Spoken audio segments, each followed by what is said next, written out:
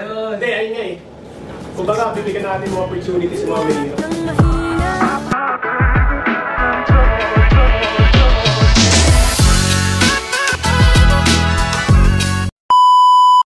Hindi kasi, masingit ko lang. Alam niyo ba, minsan kasi hindi dahil sa kahirapan eh. Kasi minsan nasa pamilya din eh.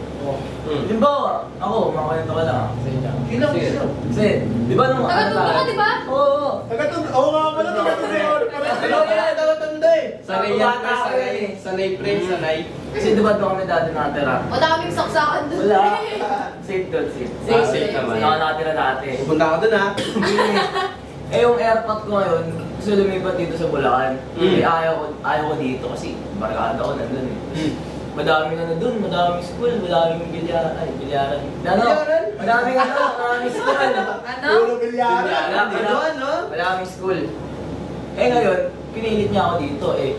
Ako syempre, ako yung ako yung black sheep sa o mele. Ako yung sutil eh. Hindi nagbulak-bulak ako ngayon. Ayaw ko na sumunod sa kanya. Hindi ako mapasok. Tapos yun, nag-uusap kami. Tapos sabi niya, ano ba gusto mo? Pero alam nyo, minsan kasi hindi siya sa hindi siya sa education. Minsan kasi sa pamilya eh. Alam niyo yung mga ba't niya patang dito? Yung mga magulang na sila yung susunod sa gusto ng anak nila. Oo, pre. Yung kahit gusto mo to, wala, gusto niya to eh. Tapos pag lumabang ka, sasabihin sa'yo, pinapaaral kita, dapat ako masusunod. Ako baga may sumbat.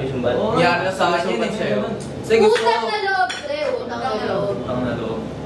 Kasi, makwento ko lang nung namimili na ako ng course ko, ang gusto ko kasi talaga, tugtog, ganun, tugtog. Kumbaga, tawag dito, banda, ganun. Banda. Di ba high school tayo? Oo, pre, magaling. Grade 10. Kumanta ka niyan, di ba? Malung-malo ka. Grade 10. Banda natin nun. Kalapatits! No, pre, may higit talaga siya tumito. Eh, ang gusto ng tatay ko, magabugado ako. Oo nga pala. Layo, ang hirap nun, pre. Eh di, sabi ko, sige, sundin mo yan. Nung nandun na ako, pre, sabi ko, ano bang ba pala ako dito? Parang hindi naman ako nag-enjoy. Ginagawa ko nun, papasok ako. Hindi ako papasok. Pupunta ako sa gig. Sa gig? Pupunta ako sa gig. Hindi ako wala doon. Eh di tutugtog kami. Eh one time, tutugtog kami nila Diaz. Pumunta sila doon. Nakita ko ng tatay ko. Ang ginawa sa'yo, pre. Wala, ay siyempre. Kulata. Kulata niya. Tapos yun, nag-usap kami, tapos pinaliwanag ko sa kanya na ayoko nga mag-abogado eh. Sabi ko, gusto ko tumulong. Ano bang mapapala? Nakapal na libro, aralin yan. Hindi pa ako masaya. Tama. Tapos yun, nakauwi kami sa umalis ako sa bahay namin. Tapos yun, Ay, yung time na nag-bilag ka sa JC, nag-aanap siya ng Kasama. kasama. Tugtog Buti na lang din si Oscar. Pinatuloy niya. Talaga grabe. Mga batang tundo talaga. Minsan talaga, mas kung ano mas gusto ng magulang natin, mas nasusunod.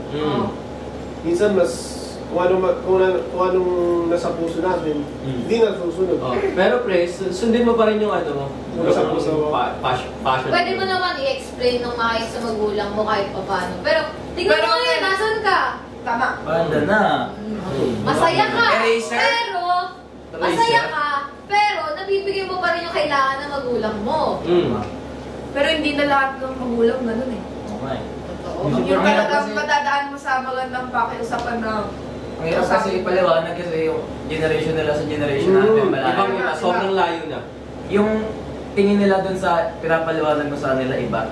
Parang iniisip nila, ba't ka magaganyan? Ano mapapala mo dyan? Mapapala mo sa Suso ay ganyan. Ang masasabi talaga nila, hindi yan in demand, huwag mo anuhin yan. Wala tayong mapapala. Pero Ang dapat natin gawin, patunayan sa kanila na kaya natin. Hindi lang sa kanila, sa lahat ng tao na mamamaliit sa atin. Kumbaga kung nasan yung pera, nandun yung mga magulang natin. Hindi Pero naman nila lahat. Pero yung parang naman, di ba, sabi nila, alam na magulang kung ano nakaputi sa atin. Yun din. Ano sasabi ko doon, Cedric?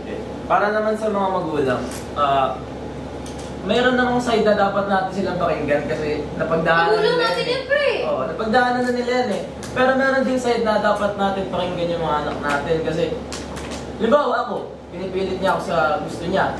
Eh, sa sa vision ko, dito ako mag-excel, dito ako gagaling. So, paano kami magkasundo? So, Parang hindi match yun. Oo, Baka dapat, mahirap kapag hindi mo gusto yung ginagawa mo. Oo, pre. Dapat- Di ka pa suportado. dapat ano tayo, may... Kasi anak ko yun eh, dapat nagtitiwala ka sa anak mo eh. Suporta na kailangan. Mati. Sabi nga ng mama ko eh, gusto niya daw magpiloto ko eh. Ayun! Kasi pa na ako ngayon. Ano ka ngayon? Siman daw. Ano, captain? Captain. Balita ko, mahal ang bayad sa ano ah, sa pagpipilota. Kaya nga eh, pero wala eh, ayaw talaga ng magpalipad eh. Pero nung kabataan ko, pangarap ko talaga maging polis. O yan, pre. Ikaw, Sai, ikaw tatay, ano gusto mo? Ikaw. Ako, kung tutuusin, di ba nung career day, piloto talaga eh. Kaso, hindi pinalad kasi Oo, presidente, di ba? Oh. mahal ang ano, di ba? Tuition, Ayan. mahirap. Pero pre, ito talaga. Sundin nyo yung passion nyo talaga. Kasi, syempre, kayo naman yung gagawa eh. Kayo yung magiging daan para mapunta kayo sa success, di ba? Tsaka huwag kayo mga Tagumpay. problema sa pera. Oo. Kasi, tingnan nyo ako, nangihinayang na hindi nakapagpiloto dahil sa pera. Pero ito pre, syempre mahalaga pa rin. May bisita. At cut. At, yan.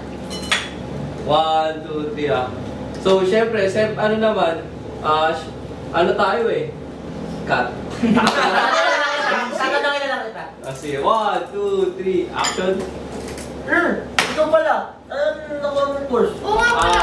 Ako pre is, hindi ako nakakuha ng scholarship. Kasi, syempre, ito yung problema din sa Pilipinas.